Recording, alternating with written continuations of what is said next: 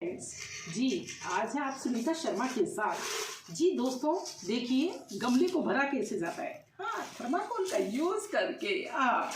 देखिए ये थर्माकोल की बेट्स हमने इसके अंदर डाल दिए हैं, कुछ उड़ते हुए और कुछ इस तरह से तोड़ते हुए हमने इसको डाल दिया। दोनों गमलों को भर लिया है दोस्तों। हाँ, ये क्या काम करेंगे, ये देखिए मैंने एक शॉप से ली थी। शॉप से यानी किसी स्टोर से लिया था, जहाँ यूँ ही पड़ी थी, तो वहाँ से अक्सर मैं इस तरह की ले आती हूँ। खेलने के लिए नहीं, कुछ बनाने के लिए नहीं, अपने गमलों में डालने के लिए दोस्तों।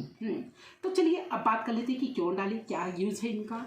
देखिए, गमले में भरने के लिए, गमले को भरने के लिए मैं बहुत ज़रूरी समझती हूँ कि उसके अंदर जो भी मिट्टी हो वो वेल ड्रेन हो, और साथ ही उसके अंदर जो भी बारिश का पानी जाए, अभी बरसात है ना, जो भी बारिश का पानी जाए वो बाहर निकल जाए। अदरवाइज़ मेरे पौधे की जड़ें जो है सड़ जाएंगी, गल जाएंगी, तो मुझे तो बिल्कुल भी पसंद नहीं आएगा। तो चलो दोस्तों, अब मैंने ये डाल लिए हैं। सबसे पहले तो कर लिया था कुछ इस तरह का हॉल, जैसे कि आप देख पा रहे हैं दोस्तों। हाँ, ये देखिए इतना बड़ा सा मैंने पेचकस से इसके अंदर होल कर लिया। और साथ में ही अब चलिए मिट्टी की और बात आती है कि मैंने मिट्टी कैसे तैयार की दोस्तों। ये मिट्टी है मेरी, ये देखिए मैंने पहले से ही तैयार कर रखी है। और चलो अभी इस मिट्टी के बारे में बता देती हूँ। मिट्टी मैंने एक सामान्य पौधे के अंदर जब हम कटिंग लगाते हैं तो कैसे तैयार करते हैं उसकी बात करते हैं। चिकनी मिट्टी में मैं कलम नहीं लगाती दोस्तों। इसके अंदर मैंने 20% तो डाली है कंपोस्ट। ये मेरी अपनी ही गार्डन कंपोस्ट है। देखिए गार्डन, किचन गार्डन से बनी हुई कंपोस्ट, यानी किचन वेस्टेज से निकली हुई कंपोस्ट है। और साथ में ही डाली है मैंने 1 चम्मच हल्दी। 1 चम्मच हल्दी एक गमले के अंदर काफ़ी होगी दोस्तों। और साथ कुछ डाली है मैंने इसमें बजरी, बाकी की मैंने बजरी डाली। और 50% के अंदर जो है इसमें डाल दिए मैंने दोस्तों गार्डन सॉइल। और इस तरह से मेरी मिट्टी बन करके हो गई तैयार, यानी ये मिट्टी मैंने पहले से ही तैयार कर रखी है। चलिए अब मैं इसे भर लेती हूँ। और साथ ही आपको देखिए ये बात हो गई कि हाँ हमने इसको कैसे भरा। चलिए साथ ही अब आपको बात बता देते, आज मैं करने जा रही हूँ एक बहुत बड़ा काम दोस्तों। ये मोर पंखी को लगाऊंगी। मोर पंखी आपने इसे पुस्तक में रखा होगा ना, कभी कभी जरूर बुक के अंदर बुक मार्क के रूप में रखा होगा, क्योंकि है ही बुक मार्क में रखने के लायक। वास्तुशास्त्र में भी चलो इसका बहुत महत्व है, बहुत ही अच्छा है। जिस घर के अंदर भी ये लगी हुई होती है उस घर के अंदर सुख समृद्धि धन धान्य आ जाता है। और पता है एक और बात कि नेगेटिविटी अगर घर के अंदर होती है, कहीं कोई भूत प्रेत या कुछ इस तरह का साया होता है जिसको सुन करके ही मुझे तो कुछ डर सा लग गया है, तो वो भी हो जाता है इससे दूर। हाँ दोस्तों, वास्तुशास्त्र मजाक की बात नहीं, बहुत ज़्यादा महत्व, इसका बहुत ज़्यादा वैल्यू है। आप इसे अपने घर के दोनों दरवाजे पर लगा देते हैं तो पॉजिटिविटी रहती है और घर के अंदर से नेगेटिविटी चली जाती है। तो बहुत ही कीमती पौधा है ना ये। और साथ ही साथ आप रहते हैं स्वस्थ, और स्वस्थ रहने के साथ ही आप जो है आपके घर के अंदर पैसे की भी कमी नहीं रहती, सुख शांति रहती है। और यदि आपने पैसा किसी ने आपका पैसा ले भी रखा हो तो वह भी लौटने लगता है। तो इतना उपयोगी पौधा है दोस्तों। तो चलिए मैं बात करती हूँ कि मैं इसे गार्डन से लेकर के आई थी। इसे 2 तरह से लगाया जाता है। कुछ तो देखिए ये इसके बीज हैं,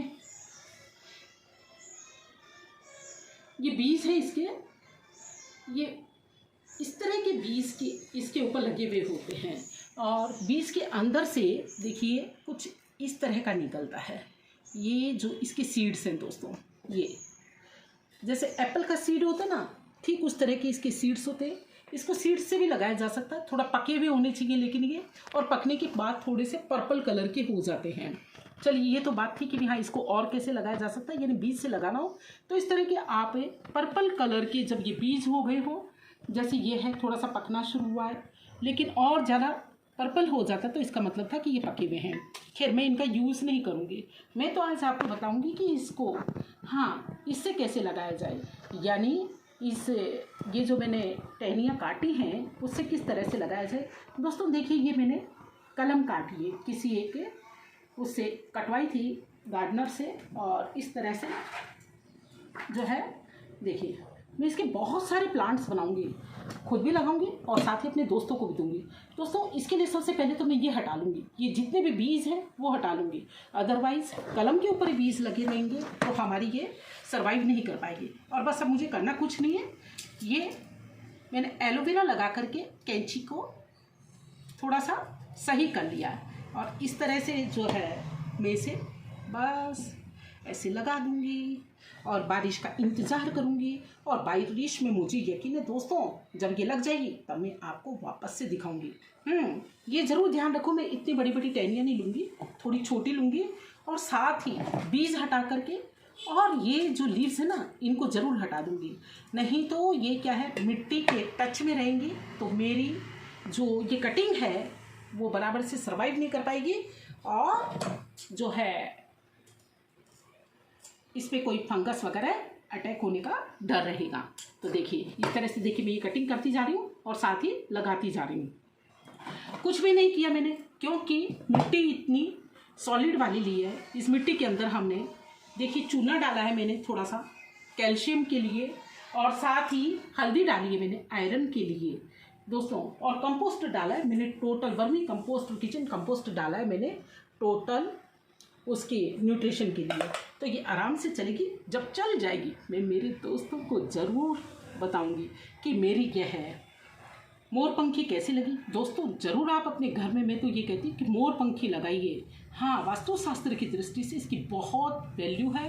अगर घर के अंदर किसी भी तरह का कोई वास्तु दोष होता है तो भी वह इस मोरपंखी से दूर हो जाता है। अब मैं इसमें थोड़ा थोड़ा सा पानी डालूंगी, कई दिनों तक थोड़ा थोड़ा पानी डालूंगी और हो सके तो स्प्रे करूंगी इसकी लीव्स के ऊपर भी और इसे थोड़ा छाया में रख दूंगी। 3-4 दिन छाया में रखने के बाद मैं इसे थोड़ा थोड़ा सा फिर बाद में धीरे धीरे करके धूप में रखने लगूंगी। दोस्तों इस तरह से मोरपंखी लगकर होगी तैयार। तो आप भी जरूर किसी गार्डन में जाइए और गार्डन से इस तरह की कटिंग लेकर के आइए दोस्तों, जैसे कि मैं लेकर के आई हूँ, और मुफ्त में न जाने कितने ही पौधे पाइए।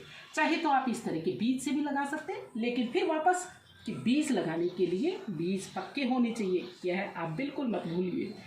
चलिए आज की वीडियो हुई हमारी कंप्लीट और अब आप नेक्स्ट वीडियो देखना चाहते हैं किस पर, जी मुझे कमेंट करके ज़रूर बताइए। और वीडियो आई हो पसंद मेरे दोस्तों को जरूर एक लाइक कीजिए, कमेंट कीजिए और साथ ही अपने दोस्तों को शेयर करना बिल्कुल मत भूलिए दोस्तों।